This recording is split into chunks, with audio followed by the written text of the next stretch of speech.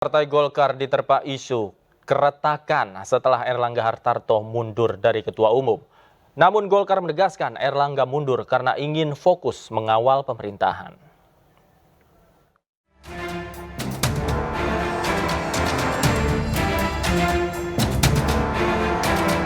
Partai Golkar akan menggelar musyawarah nasional pada 20 Agustus 2024.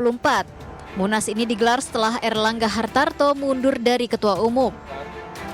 Mundurnya Erlangga menimbulkan spekulasi di publik, sebab Erlangga mundur dari ketum partai berlambang pohon beringin ini secara tiba-tiba.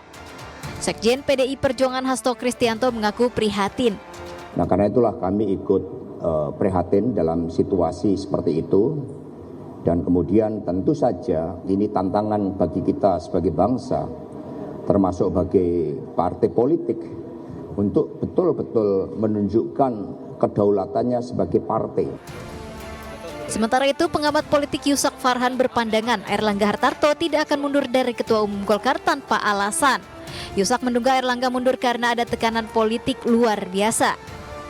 Kalaupun spekulasi publik pada akhirnya mengarah bahwa Pak Erlangga sedang tersandra dengan kasus hukum yang sedang dialaminya, saya kira ini masuk akal karena tidak mungkin Pak Erlangga mundur tanpa adanya tekanan politik yang luar biasa. Jadi boleh dikatakan bahwa mundurnya Pak Erlangga ini adalah momentum bersatunya kekuatan atau faksi eksternal dan faksi-faksi internal di Partai Golkar yang menginginkan Pak Erlangga mundur.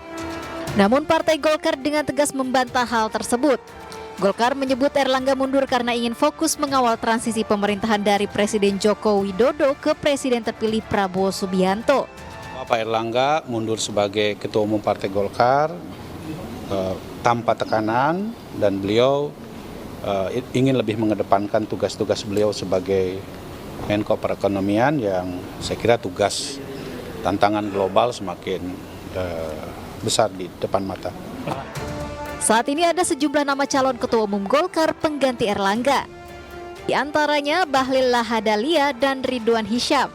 Keduanya telah mendaftarkan diri untuk menjadi orang nomor 1 di Partai Golkar. Bahlil disebut menjadi calon terkuat dan telah mendapat banyak dukungan dari DPD Partai Berlambang Pohon Beringin ini.